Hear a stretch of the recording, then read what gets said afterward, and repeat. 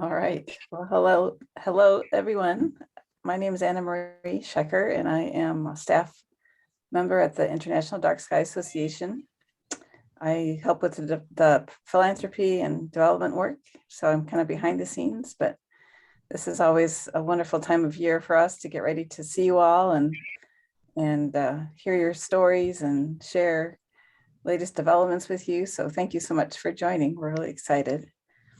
This is the session called Discovering Stargazing Locations. This is Sujay Patil, and I'm going to read his bio real fast. Sujay fell in love with astronomy as a kid because of his mother. He loves observing the night sky through binoculars. He likes to create tools and content to help beginners get started on their journey in astronomy and also raise awareness about light pollution. Sujay hosts the Meet Stargazers podcast, where he covers topics like stargazing, nightscape astrophotography, astrotourism, and light pollution. He grew up in Pune, India, and lives in Paris, France.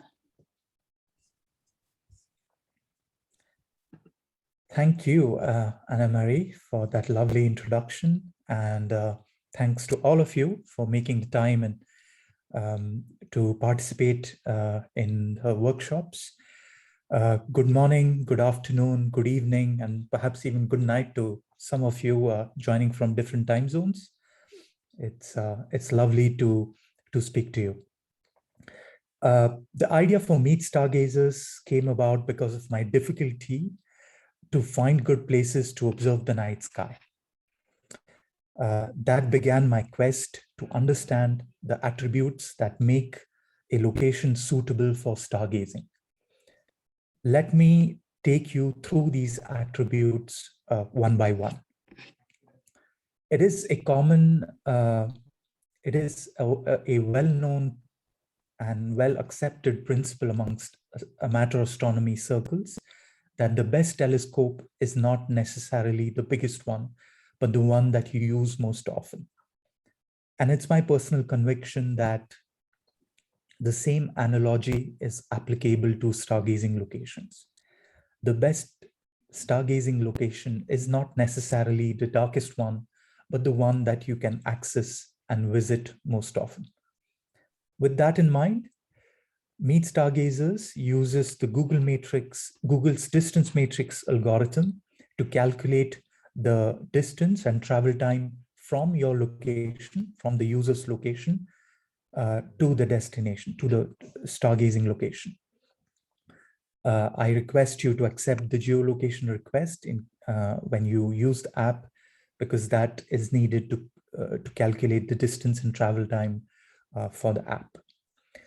Moreover, Meet Stargazers also gives you the possibility to launch your driving itinerary directly from within the Meet Stargazers app by clicking the Google Maps and Waze icon, and it calculates the distance and travel time as well. But moreover, it also launches the driving itinerary and you can start driving. As I've taken for illustration, I've taken the example of Batsa Hill Car Park, which is a beautiful stargazing location in the South Downs Dark Sky Reserve in the UK. And as you can see, it'll take me roughly 7 hours, 16 minutes to drive from Paris to Batsa Hill Car Park. The quality of night sky, of course, is an extremely important parameter for evaluating a night sky, a dark sky location. And to make the app simple and understandable for beginners, I have used the bottle scale.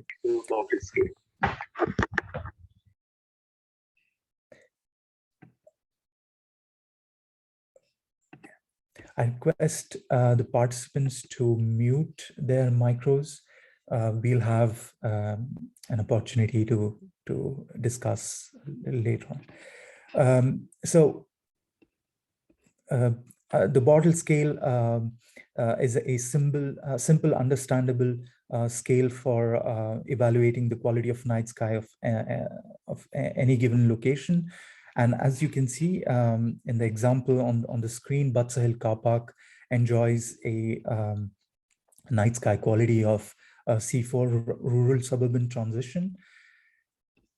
And the quality of night sky also dictates the kind of observation you can do from a given location. I have also integrated the a cartographic representation of the light pollution map within the app, which has been calibrated to the bottle scale.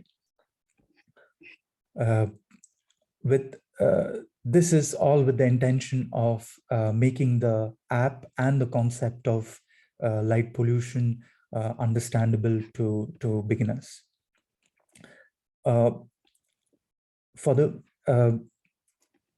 I've considered that roughly C1 to C5 is the quality of night sky where you can do deep sky as well as planetary observation. And from C6 up to C9, you would be able to do mainly planetary observation. Although we can argue that you can also do deep sky observation from C6 as well as C7 in some cases.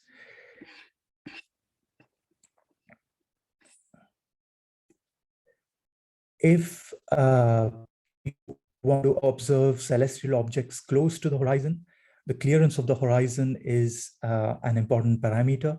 For example, the planet Mercury, you need an horizon which is clear. For the purpose of simplicity, I have classified each stargazing location into 3 categories: good, partial, and poor clearance. I consider the height of objects along the horizon as well as the section of the circumference that is covered by these objects to evaluate if the horizon is good, partial, or has good, partial, or poor clearance for any given location. This evaluation is qualitative, and for the purpose of demonstration, I've taken 3 examples here. These are just examples for illustration. Parking of the distillery de Bercé in Belgium has very few hindrances, very few obstacles along most of its horizon, and that's what would be considered as good clearance in the app. Col de Glière in France has mountains covering a part of the horizon along the circumference, and that would be considered as partial clearance. And in the case of Lac des Mines d'Or in the French Alps, as you can see, most of the horizon is covered by mountains and tall trees, and that would be considered as poor clearance. That being said, all these 3 locations are nevertheless good places to observe the night sky. And that brings me to the aspect of accessibility and parking. Most amateur astronomers would drive to their stargazing location along with binoculars and telescopes or cameras. And it is important for any stargazing location to be easily accessible by car, and that there is parking close by, or at least space to park one's vehicle. And that is why I have indicated the possibility to park your vehicle as well as accessibility by car in a smiley format to make it simple. This is information that is of practical use to stargazers. In this case, the place is accessible by car, and there is space to park. All these 3 locations enjoy this possibility. So I just wanted to take these 3 examples and elaborate on that aspect. Electric power supply can be useful for astrophotographers as well as for visual observers who have motorized telescopes. It can also be useful to charge your mobile phone or laptops in case of emergency. For the case of illustration, I have taken two locations. The observing location at Hogeba in the Rhone Dark Sky Reserve in Germany has observing platforms in concrete built to set up telescopes, and it also has electric power supply. Each observing platform has an electric power supply at the user's disposal. The Jean-Marc Salomon Observatory that is located to the south of Paris is run by an association called Planetariums, and they have built an observing platform on the terrace of the observatory that you can see in the satellite image.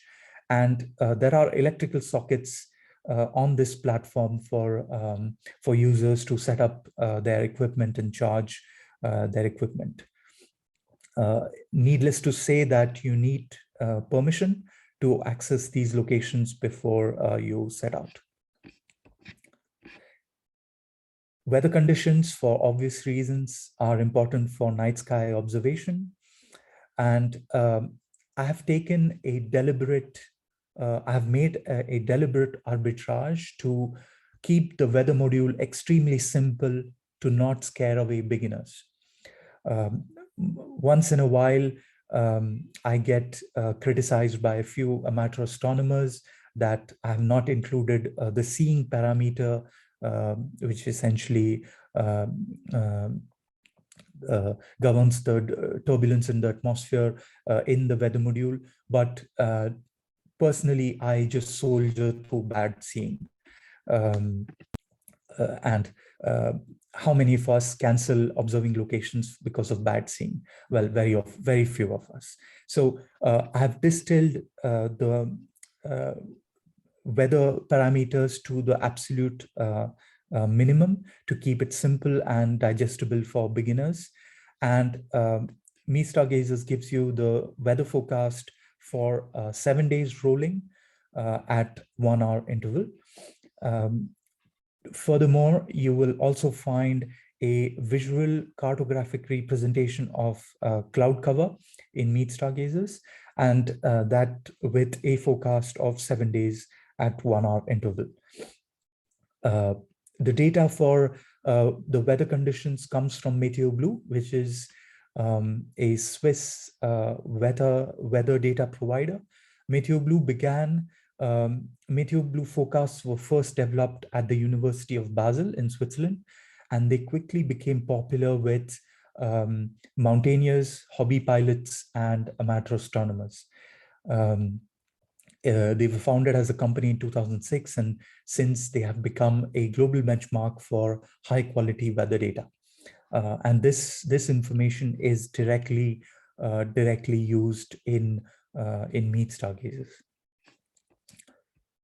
The moon is an extremely gorgeous celestial object to observe and to image. And even if you are into deep sky observation or deep sky astrophotography, the moon can be a nuisance. But in either case, knowing lunar ephemerides is an important information that you can use. And Meet Stargazers provides you lunar ephemerides for 30 days rolling, along with the sunrise and sunset time for you to organize your observing and astrophotography sessions. Comfort is an underappreciated aspect in night sky observation.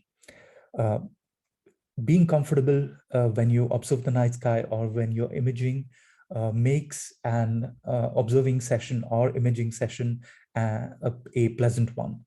And that is something I have tried my best to tackle through the app. And let me take a few examples to demonstrate that aspect. Ma Petite Cabane en Lozère is a dark sky friendly B&B in the Seven National Park. Seven Dark Sky Park. It was accredited as a dark sky reserve by the IDA in 2018, if I'm not wrong. And the owner of the dark sky friendly B&B has installed glass pyramids for the guests to sleep under the stars. L'Étoile du Berger is also a dark sky friendly B&B in the 7 Dark Sky Reserve, and the owner has built a concrete platform for users to set up their telescopes for night sky observation. She already receives astronomy clubs from Northern Europe who come to spend a long weekend or their vacations to observe the night sky. Observatories do an excellent job of communicating and bringing astronomy to a broader audience. And they also give us an opportunity to observe the night sky through sophisticated telescopes under the guidance of experienced astronomers. And you will also find observatories in the Meet Stargazers app. I've just taken 2 examples for illustration here: the Kiel Observatory in the UK and the Johannes Kepler Observatory just outside of Linz in Austria. Hotels have begun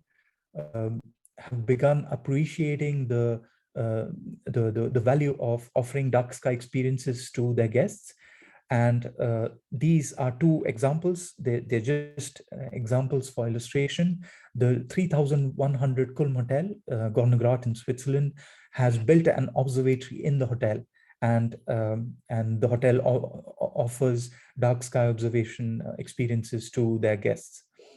The Sossusvlei Desert Lodge, which is located at the edge of the Name Brand Dark Sky Reserve, has a resident astronomer, a telescope, and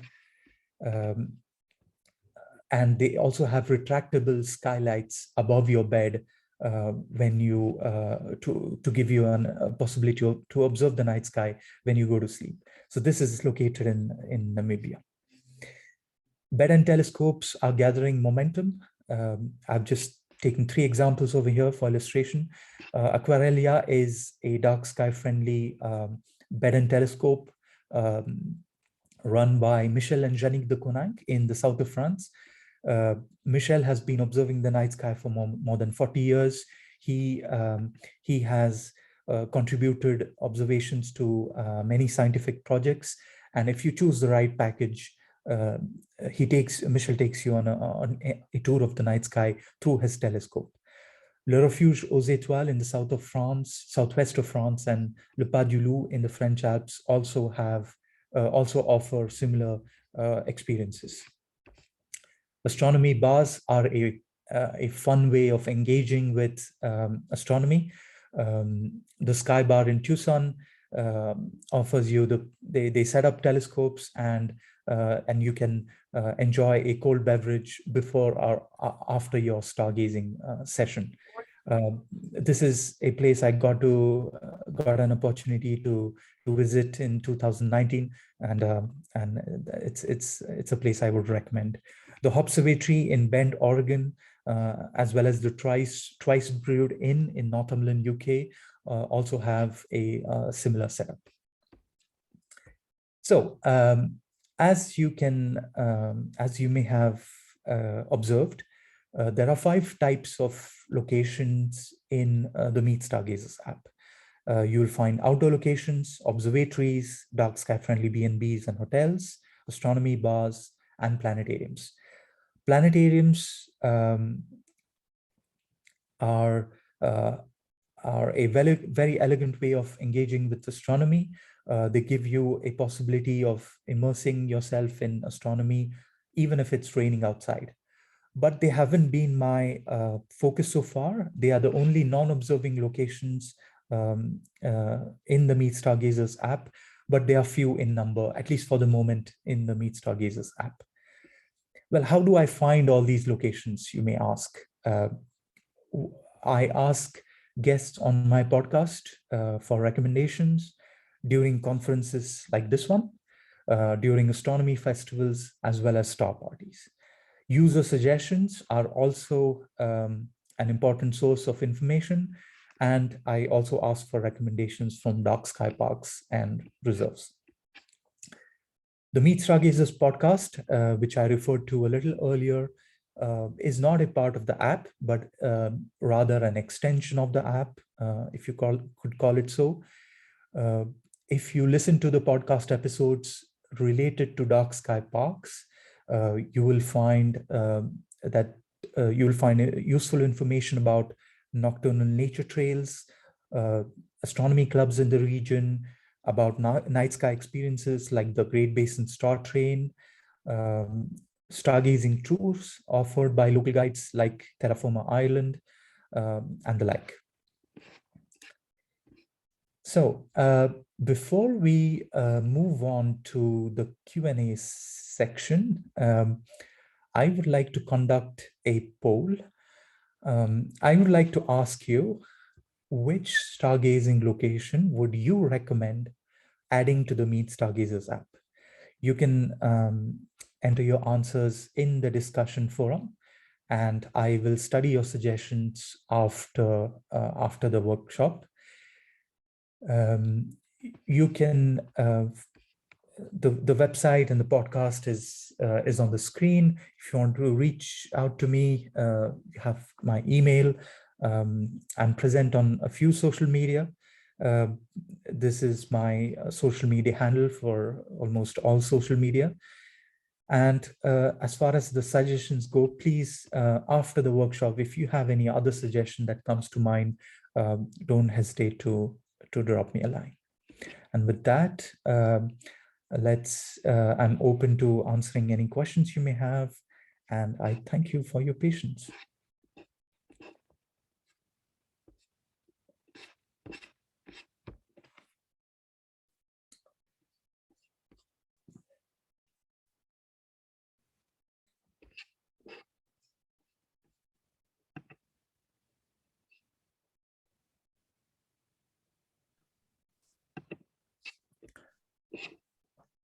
I'll ask a question. Okay. Sujay, how long has this been in operation, your app? The app was launched on the 1st of Jan 2020. And an earlier version of the project was in the form of a website. So the app, there was a website which has a similar philosophy, which was Dark Sky Map. But strictly speaking, the app was launched on the 1st of Jan 2020. So almost 2 years now. Nice. I see Joseph has his hand raised, so I'll unmute you. Let's see. Thank you. Yes, not so much a question, more Sujay. Just wanted to say thank you for this. I live in Washington, D.C., and it can be very hard to find a place to go that is not only has decent enough skies, but is accessible at all times. I've definitely been kicked out of some places trying to catch some meteor showers late at night, right? So I appreciate your efforts in putting this all together, and thank you. Thanks, Joseph, for your encouragement. It's just to maybe sort of echo on what you said. This is a very long and slow process of selecting the right locations which respond to a number of constraints that we as amateur astronomers have, and it's a long and slow process because the quality of data needs to be high enough that I can be confident when I enter a location in the database, it responds to a particular level of quality, and it responds to the expectations of us amateur astronomers when we go observing or imaging. And so this long and slow process is sometimes difficult, and a few words of encouragement like yours just help. That just fuel for me to keep going and hopefully creating value. Thanks, Joseph. Thanks again. How about Meredith? I see Meredith has her hand raised as well. Hi, yeah. So again, I also really appreciate the presentation. I also live in Paris, so I really liked hearing about some of the dark sky locations in France. I'm totally adding them to my list. But I was curious where you go regionally, if there's somewhere near Paris to see the night sky, because as I'm sure you know, it's not really as accessible here as it could be. Yeah, thank you so much for your question, Meredith. So if I if I have a vehicle and living in Paris, essentially a big city, I generally tend to depend on public transport. But if I have a vehicle, which means I'm along with friends, I generally go to the periphery of the Paris region, and there's a place called Orsonville, which is one of my favorite locations for stargazing in the Paris region. That's a place I prefer. If I really need to stick to the city, I go to Parc Monceau, but the parks in Paris, as you know, most of them have early closing hours, so you can't really stay in the park for after too long after it gets dark. So I just sort of find a place just outside the park to put my binoculars on a tripod and observe. As far as the Paris region is concerned, Orsonville is my absolute favorite location. I know that quite a few hardcore observers who really like very dark skies, they drive for 1.5 hours to two places. One is Le Perche. So the Perche is a regional park to the west of Paris region. And there's also Le Morvan, which is also a regional not a national park, a regional park to the east of Paris. Both of them roughly at 1.5 hours driving location. But yeah, personally for me, it's Parc Monceau if I need to stay in the city, and if I have a vehicle, it's Orsonville. Thank you so much. And yeah, if you're in Paris, let's keep in touch. Sujay, there's a question from Robin in the chat, and the question is your app focused mainly in Europe, or is the US part of your overall plan for coverage? Thanks for your question. It's in fact, there are more locations in the US. It's not only focused for Europe, nor is it only focused for Europe and US. I'm also trying my best to consolidate and curate locations in other regions. I mean, my big ambition is to cover as much of as many geographies as I can, but just for for practicality, since I'm based in Paris, I tend to have locations. I tend to talk about locations in Europe. But if you check out the app, and also if you prefer a web experience, you can check out Dark Sky Map. You will observe that there are many more locations in the US than in Europe in the app. But the ambition is to cover as many geographies as possible, including the US.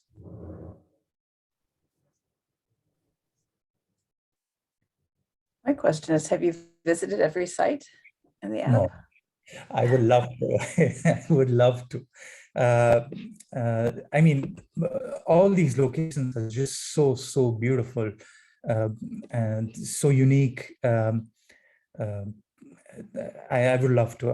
I generally discuss with anyone who is suggesting the location, whether it's a dark sky friendly B&B, whether it's a bed and telescope, an observatory, a hotel. I generally tend to ask questions, understand what kind of location it is. Of course, I have my own light pollution maps that helps in evaluating the quality of night sky. I use Google Street View to understand the horizon. So it's for each location, I roughly spend 3 to 4 hours trying to study all these aspects before I enter it in the database. And even when it's entered into the database, I survey the quality of information that has been entered. And sometimes if I get the opportunity to discuss with other amateur astronomers in the region, I ask if the quality of information is responds to their level of expectations. So it's an iterative process of keeping the quality of the quality of information in the app very high. Although I cannot personally visit each location. I would love to.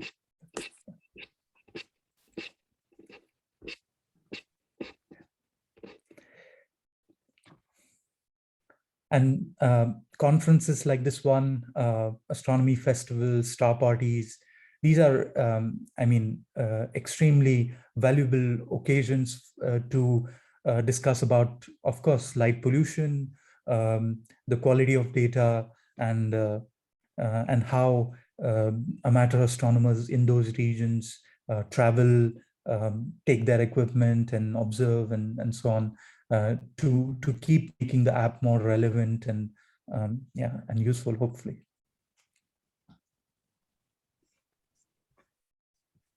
Yeah, it is a great tool. It's wonderful. Thank you. Yeah, so in the future, just to give you an idea, the immediate task for the future is to keep scouting for high quality locations. When I say high quality, the locations that respond to the attributes that I spoke about in my presentation, so that amateur astronomers in different geographies have locations that are practical and easy to access, and safe, and of course, astrotourism is also a vector I plan to work on, as in dark sky friendly B&Bs, bed and telescopes are catching momentum, and I want to work with as many dark sky friendly B&Bs and bed and telescopes to add them to the database, and hopefully when amateur astronomers or simply anyone who's interested in the night sky is planning a vacation, they consider a dark sky vacation, and they have these bed and telescopes and dark sky friendly B&Bs to visit. That's a big part of my roadmap and the work to be done in the future.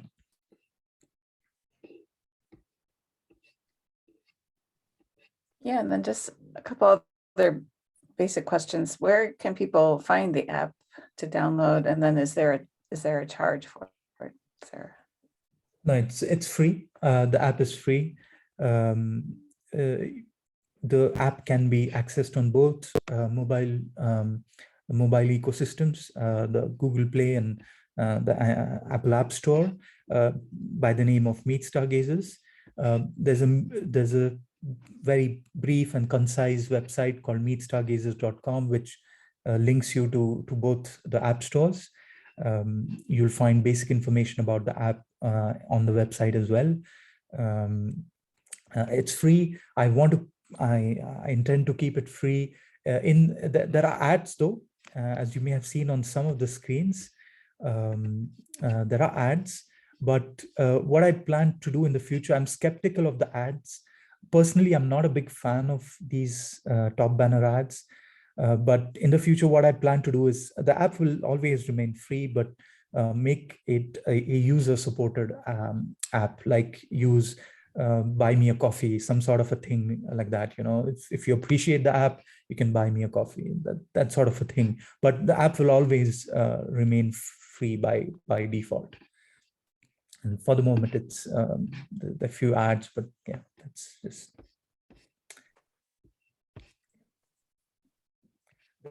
Just a brief, few words about the Dark Sky Map website. So this website preceded the app.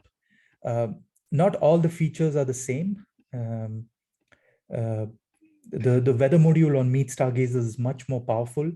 The weather module on Dark Sky Map needs a lot of work. It needs a lot of improvement. But as far as the location data goes, they share the same database, so no differences there. Yeah.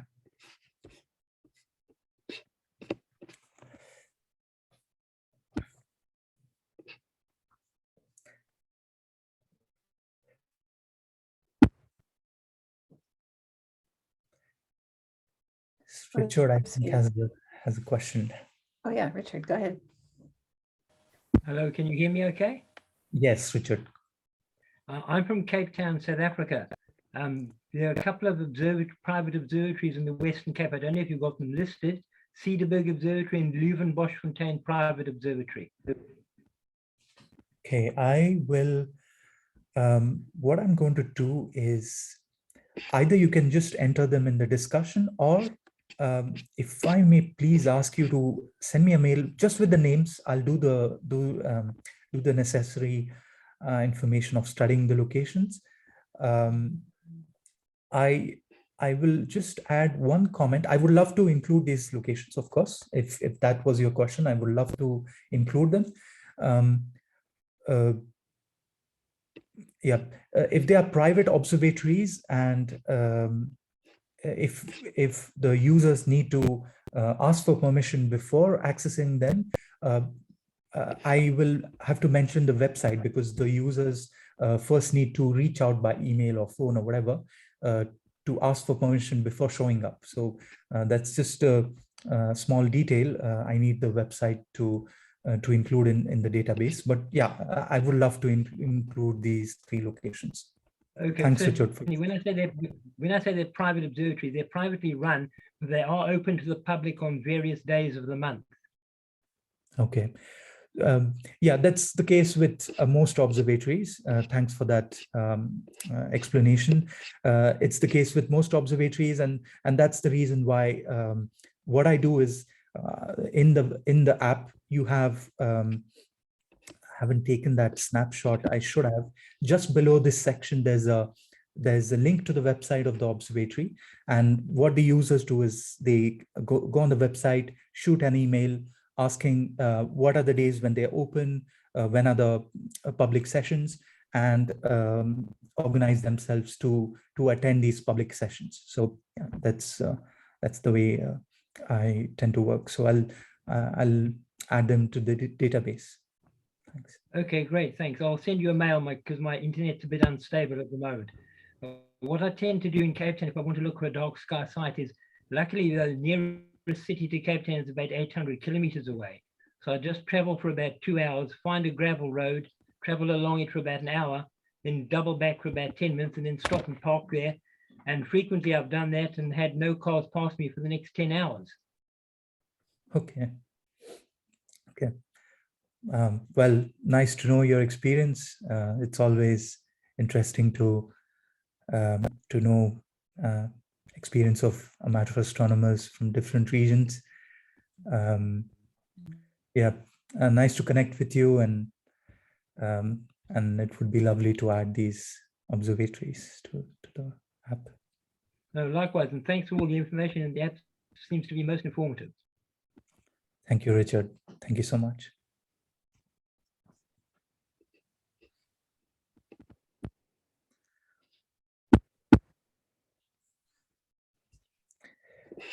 Yeah, just perhaps before we, conclude the session, I try to connect with my audience a lot through the podcast, and I try to take up topics topics which are normally destined for beginners. Including astrotourism, like Anna Marie just mentioned at the beginning. And yeah, let's keep in touch through, of course, through social media, but also the podcast, and hopefully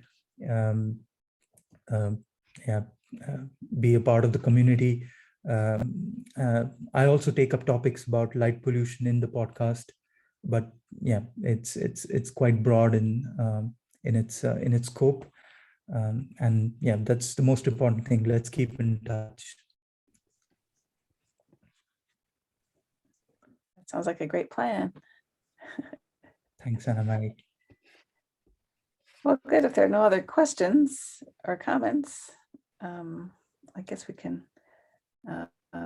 close it out there. Some good comments in the chat. So thank you everyone for attending.